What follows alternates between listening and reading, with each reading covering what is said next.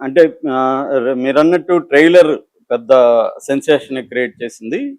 ఆహ్, మన అందులో డ్రాగన్ వచ్చినాక కూడా కంపారిజన్ కూడా మొదలైంది. కంపారిజన్‌లో కూడా పెద్దికే మార్కులేసారు అందరూ కూడా. ఓకే. సో, పెద్దిలో ఎమోషన్స్ గానీ, యాక్షన్స్ కానీ, ఆ తర్వాత రామ్ చరణ్ పెర్ఫార్మన్స్ గానీ, ఇదంతా కూడా వండర్‌ఫుల్‌గా కనబడుతుంది. హ్మ్. అంటే ఒక డిఫరెంట్ జానరాలో ఉందన్నమాట.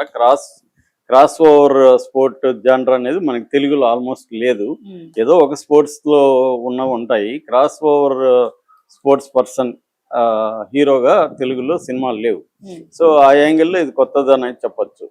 అట్లాగే దీంతో ముంబైలో ట్రైలర్ చేశారు. ఎల్లుండి భోపాల్‌లో ఏఆర్ రెహమాన్ ప్రోగ్రామ్ ఉంది. ఆల్రెడీ 50 కోట్ల విలువ చేసే ఎక్విప్‌మెంట్ అక్కడికి తరలించారని చెప్తున్నారు. హ్మ్. అంటే చాలా ప్రెస్టీజియస్‌గా తీసుకొని ఏఆర్ రెహమాన్ చాలా కాలం తర్వాత లైవ్ కాన్సర్ట్ చేస్తున్నాడు అక్కడ. ఓకే. సో, అంటే వీళ్ళకి కాన్ఫిడెన్స్ రావడంతో దీన్ని పాన్ ఇండియా సినిమాగా మనం ఇంకా ప్రమోషన్‌లు బాగా పెంచుదామని హ్మ్. బాగా ఎందుకంటే ఒక కాన్ఫిడెన్స్ వచ్చింది. అవును. అంటే ముఖ్యంగా రామ్ చరణ్‌కి నేషనల్ బెస్ట్ యాక్టర్ అవార్డు వచ్చే అవకాశాలుంది.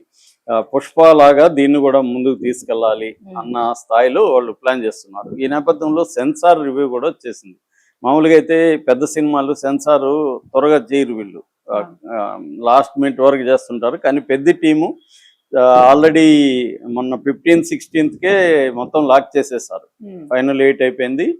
లెంగ్త్‌ని కూడా లాక్ చేశారు. అయితే ఫైనల్‌గా ఒక 7, 8 నిమిషాలు ట్రిమ్ చేశారు. హ్మ్. ట్రిమ్ చేసి సెన్సార్‌కి ఇచ్చారు. సెన్సార్‌లో ఏందంటే ఏ రకమైన కట్స్ అయితే లేవు మనకు తెలిసి. అట్లాగే ఏ రకమైన మోడిఫికేషన్స్ లేవు. హ్మ్. యాజ్ ఇట్ ఈజ్‌గా వాళ్ళు ఓకే చేశారు సెన్సార్‌లో.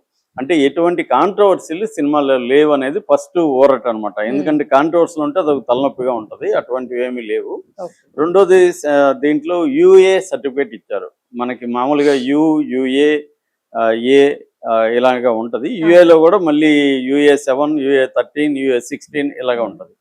అంటే యూ అంటే అన్‌రెస్ట్రిక్టెడ్ అన్నమాట. ఎవరైనా చూడొచ్చు. చూడొచ్చు. అట్లాగే ఏ అంటే ఏ16, ఏ7 అంటే అడల్ట్ 16, అడల్ట్ 7 అలాగా. అంటే ఒక పెద్దవాళ్ళు ఉండాలి పిల్లలతోని. ఇది హ్మ్. 13 ఇచ్చారు. అంటే 13 లోపల పిల్లలకైతే పేరెంటల్ గైడెన్స్ ఉండాలన్నమాట. హ్మ్. వాళ్ళు ఈ సినిమాని చూడొచ్చంటే వాళ్ళతో కూడా వెళ్ళి చూడొచ్చు.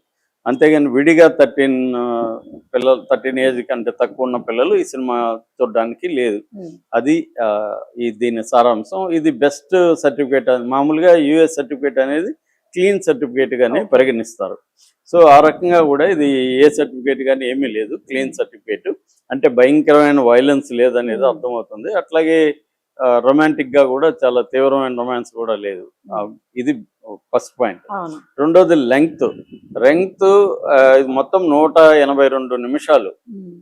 అంటే 3 గంటల 2 నిమిషాలు. ఈ ఓకే. మధ్య కాలంలో పాన్ ఇండియా సినిమాలన్నీ మినిమమ్ 3 గంటలు ఉండడం అనేది జనాలకు కూడా అలవాటైపోయింది. 3 గంటలు, ఆ మధ్య 4 గంటలు కూడా అవును. 3:30 దాటిపోతుంది. 'దురంధర్ 2' 4 గంటల సినిమా.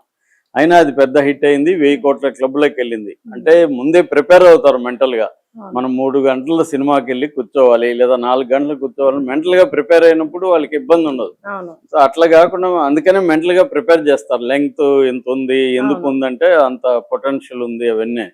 సో, అది యాస్పెక్ట్. ఇప్పుడు సెన్సార్ బోర్డు చూసారు దీన్ని. మొత్తం సెన్సార్ బోర్డు కూడా ఇట్లాంటి సినిమాలకి ఏమవుతుందంటే మామూలుగా అయితే మినిమం నలుగురు చూడాలి సెన్సార్ బోర్డులో ఏ సినిమాకైనా.